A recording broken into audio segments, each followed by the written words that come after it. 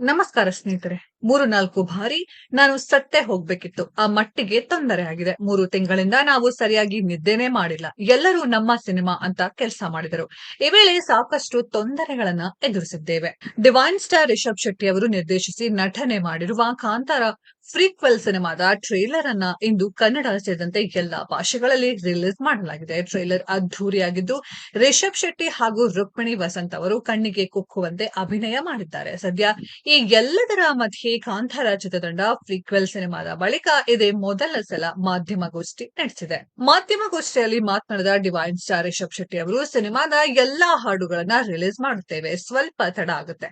PAN India movie ಆಗಿದ್ರಿಂದ ಕೆಲಸ ತುಂಬಾ ಇದೆ. ಮ್ಯೂಸಿಕ್ ಡೈರೆಕ್ಟರ್ ಕೆಲಸ ಇನ್ನೂ ಇದೆ. ಹೀಗಾಗಿ ಇಲ್ಲಿಗೆ ಅವರು ಬಂದಿಲ್ಲ. ಈಗಾಗಲೇ ನನ್ನ ಸಿನಿಮಾ ರಿಲೀಸ್ ಆಗಿ 3 ವರ್ಷಗಳು ಆಗಿವೆ.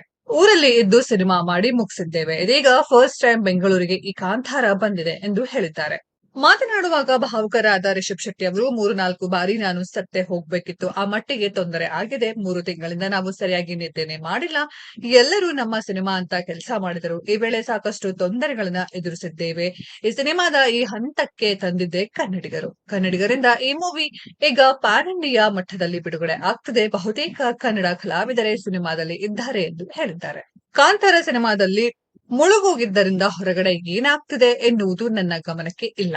ಸಿನಿಮಾದ ಕತೆ ಚೆನ್ನಾಗಿದ್ದರೆ ಇಂಡಸ್ಟ್ರಿ ಚೆನ್ನಾಗಿರುತ್ತೆ. ಅಭಿಮಾನಿಗಳಲ್ಲಿ ಸಿನಿಮಾದ ಅಭಿರುಚಿಗಳು ಬದಲಾವಣೆ ಆದಾಗ ಸಿನಿಮಾದವರು ಅವುಗಳನ್ನ ನೀಗಿಸಬೇಕು. ಆಗ ಸಕ್ಸಸ್ ಸಿಗುತ್ತೆ. ಅಮೆರಿಕದಲ್ಲಿ ಕಾಂತಾರ ಕನ್ನಡದಲ್ಲಿ ರಿಲೀಸ್ ಆಗ್ತಿದೆ. ಜೊತೆಗೆ ಎಲ್ಲಾ ಭಾಷೆಗಳಲ್ಲೂ ಇರುತ್ತೆ ಎಂದು ಹೇಳಿದ್ದಾರೆ. ಕಾಂತಾರ ಪ್ರೀಕ್ವೆಲ್ ಮಾಡಬೇಕಾದ್ರೆ ಸಾಕಷ್ಟು ಕಷ್ಟಗಳನ್ನ ದಾಟಿ ಸಿನಿಮಾ ಮುಗಿಸಿದ್ದೇವೆ. ಇದರ ಮಧ್ಯೆ ಪ್ರಗತಿ ಅವರು ಸಿಕ್ಕದೆ ಇವರಿಗೆ ಹರಕೆ ಹೊತ್ತಿದ್ರು.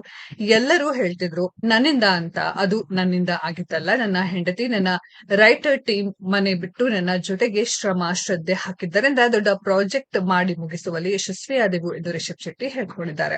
ಸ್ನೇಹಿತರೆ, ಇದರ ಬಗೆಗಿನ ಅನಿಸಿಕೆಯನ್ನ ಕಮೆಂಟ್ ಬಾಕ್ಸ್ ಅಲ್ಲಿ ಕಮೆಂಟ್ ಮಾಡಿ. ಈ ವಿಡಿಯೋ ಇಷ್ಟ ಆಗಿದ್ರೆ ಲೈಕ್ ಮಾಡಿ, ಶೇರ್ ಮಾಡಿ, ಚಾನೆಲ್ ನ ಸಬ್ಸ್ಕ್ರೈಬ್ ಮಾಡಿ, ಪಕ್ಕದಲ್ಲಿ ಇರೋ ಬೆಲ್ ಐಕಾನ್ ನ ಹಿಟ್ ಮಾಡಿ. ಮುಂದಿನ ವಿಡಿಯೋದಲ್ಲಿ ಭೇಟಿಯಾಗೋಣ. ಧನ್ಯವಾದಗಳು.